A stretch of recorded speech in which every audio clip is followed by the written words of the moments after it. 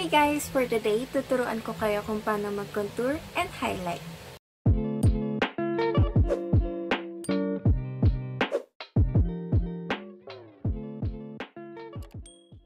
How to get a more defined face. Since may foundation siya, ayan, sobrang flat lang niya and wala siyang kahit may dimension.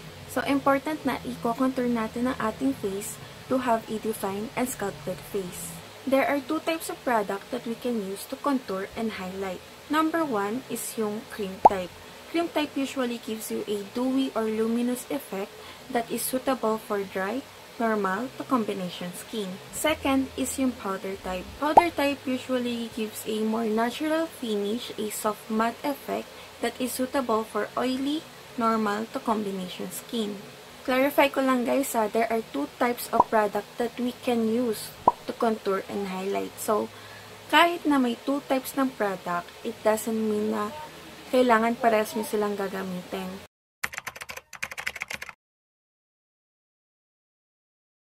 Yung contour tend to intensify and minimize your face structure.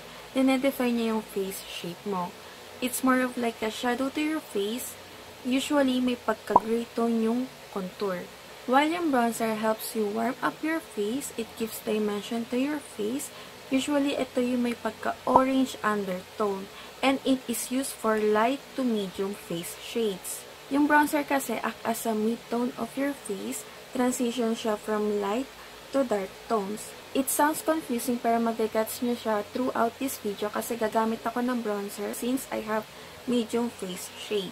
Pag naglalagay ng foundation yung may mga light to medium shade, kasi diba yung foundation natin solid color, important na maglalagay tayo ng bronzer para hindi lang siya define from the contour. It will also give a warmth to your face para may dimension siya. Kasi kapag diretso contour na lang, especially sa may mga pale face, medyo parang hindi siya maganda tingnan kasi wala man lang warmth sa kanilang face. Yung may mga warm to deep shade, hindi na sila gaanong gumagamit ng bronzer kasi meron na silang natural yellow to orange undertone sa kanilang face. Yung ginagamit na lang nila is yung concealer and yung contour. First step, apply foundation. So, pwede nyo namang mag-skip na kayo sa foundation, pero ako, I usually apply my foundation first. Second step is yung contour and highlight. If you're using a cream-based contour and highlight, reminder lang guys na wag nyo munang isaset yung face nyo kapag gagamit kayo ng cream kasi may tendency na magpapatchy siya kapag pinatong yung cream sa powder. Now, it depends on you what you will apply first. It's either concealer to highlight or contour to sculpt your face. Ako kasi concealer muna yung ginagamit ko, pero depende pa rin yan naman sa inyo. Pwede namang unahin nyo muna yung contour para matone down ng concealer if ever na overpower yung pagko-contour nyo. Pero pwede nyo naman silang pagsabayan para isahang blenda na lang. Sige, for the sake of this video, pagsasabayin ko na lang sila para makita nyo yung mga areas na i-highlight and i-contour. Paano mag-contour and highlight? First, you have to identify your face shape. We have different shape on our face. Mayroong heart, round, oval, square, and diamond. So, ito yung pinaka-primary shape ng ating face. Pero may iba pang face shape. So, hanapin nyo na lang doon kung ano yung face shape nyo. Kasi bawat face shape, may iba't ibang areas na i-contour and i-highlight.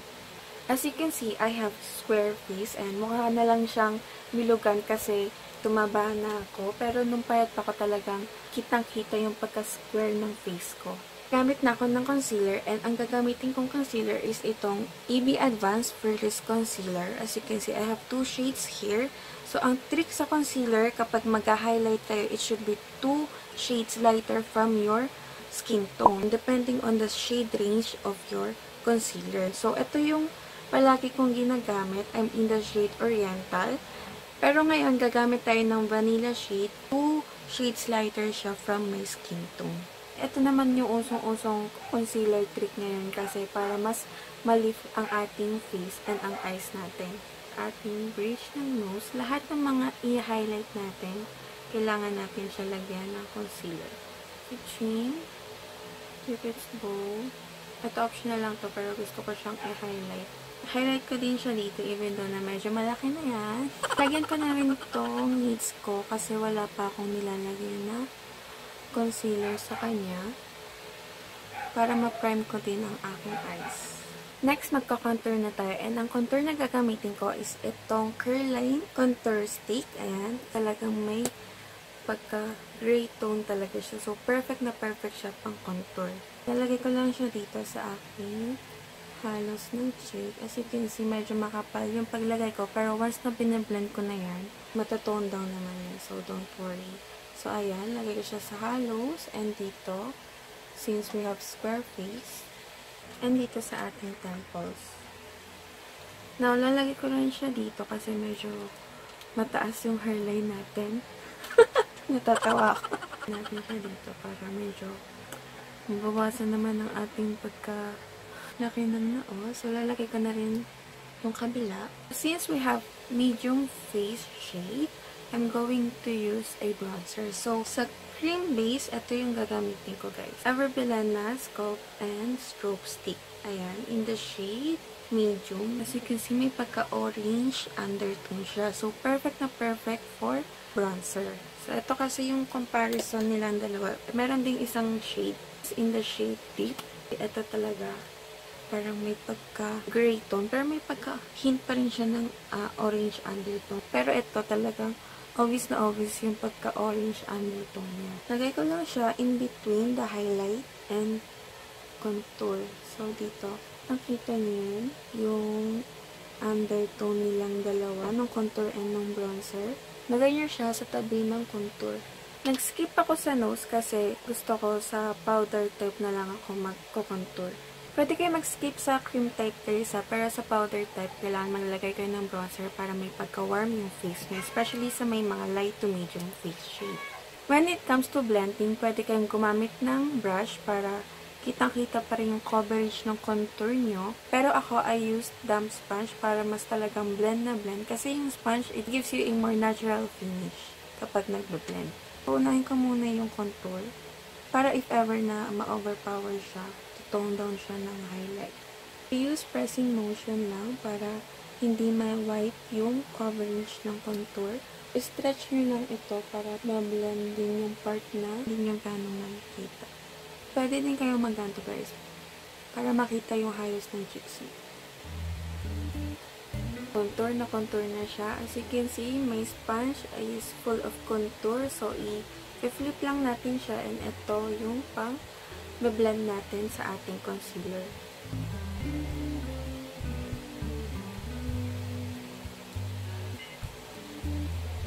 So, ngayon, pinlip ko ulit yung sponge ko para i-blend na yung concealer pati yung contour.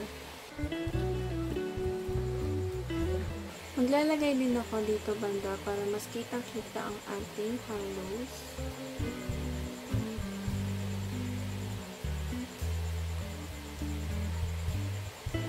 Another optional, pwede din kayong gumamit ng cream highlight. So, I have here Artistry Signature Look, cream-based highlight to. And ito naman, strobe stick ng Everbilena. Meron din ako yung Curline strobe stick kaso napamigay ko na siya. So, pakita ko lang sa inyo kung ano yung difference na. Ito yung sa strobe stick. Ito, bet na bet ko to guys kasi parang siyang basa effect. Lakas nyo makaglass skin guys. Blend nyo lang siya. Kapag meron kayong base sa inyong face, kailangan nyo lang siya itap para hindi ma-wipe yung nilagay nyo sa face nyo. As you can see nyo, super natural and ang lakas nyo makabasa effect. Ito yung wala akong highlighter, pero ito yung meron. Di ba guys, ang ganda. So, sige, dahil hindi ito medyo affordable, para fair, lagyan natin siya sa ating eyeballs. Ayan. Tap-tap lang para hindi maggalaw yung base nilagay natin. Natural din naman siya tingnan. Ang ganda din siya guys. Meron ba? Ay, meron. Optional lang to guys. At ko kasi yung highlighter. Ito yung pinaka-favorite part ko. Let's now proceed to our third step. Our third step is to set our base depending on our skin type. Isa-set natin ang ating face if we have oily to combination skin, while if you have dry to normal skin, optional lang or pwede namang hindi na natin iset ang ating face. Pag sinet pa natin siya ng matte powder, mas magda-dry yung face natin if we have dry to normal skin. Kasi diba yung powder, it gives you a matte finish. So, it's really optional na mag-set tayo sa ating face. Siguro, pag magsaset kayo sa inyong face, pwede yung translucent powder. Wag lang yung matte powder kasi talaga mas lalong dry and parang chunky yung face nyo. But I guarantee you guys, much better kapag dewy yung face nyo. Lakas nyo maka-glass skin. I have combination to oily skin. If you have the same skin type, I think mandatory sa atin na iset ang ating face. Kasi maya-maya mag-oily yan. And talagang hindi na siya dewy tingnan. Haggard na siya guys. I'm going to set my face using this Johnson's Baby Powder, translucent powder, kahit ano pwede sa inyo. Lightly tap your brush. Use pressing motion. Do not use wiping technique because you don't want to move around the cream base that you apply underneath. Isa-set natin yung mga nilagyan natin ng concealer. Kasi itong mga kinontour natin, isa-set naman natin siya ng contour powder. Pero pwede din naman, iset nyo na lang din siya ng translucent powder if you don't have your contour powder. Now, we're going to set our bronzer. So, ito yung gagamitin ko. As you can see, ito yung shade niya. Everbelena Face Trio. They have two shades. Number 1 is itong Sunset and itong number 2 is Fake Trio. So, as you can see, yung contour ng Sunset Trio may pagka-orange undertone while this Fake Trio may pagka-gray tone. Mapapansin nyo, medyo dark yung kanilang bronzer. So, lightly tap your brush lang. And I'm using sculpting brush. Medyo may pagka-slant siya. And one dip, tap of the excess. And then, start kayo dito para if ever na medyo makapal yung bronzer, matutone down siya when you blend it. A little goes a long way ha, kasi medyo makapal to guys. Blend lang ng blend para maganda yung transition. So, lalagyan lang natin. Ayan. Nagkakaroon na ng warp sa ating face kasi gumamit tayo ng bronzer.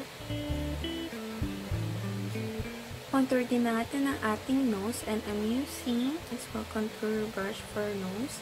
And gagamitin ko din to fake.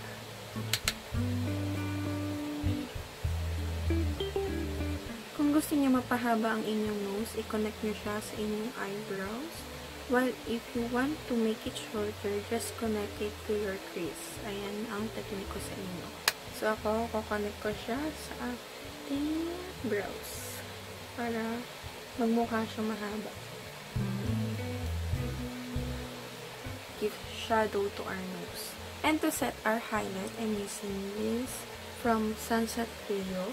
So, yung mga nag-skip ng cream highlight, dito kayo pwede maglagay ng highlight para mas lalong ma-emphasize. Muntikan ko na makalimutan. Blush muna pala. And I'm using this shade from Sunset Trio.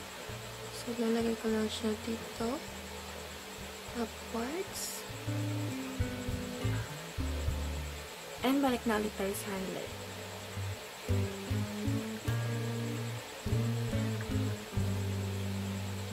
Kitang-kita na guys yung structure ng face ko, diba? Tapusin ko lang yung makeup ko guys and babalikan ko kayo.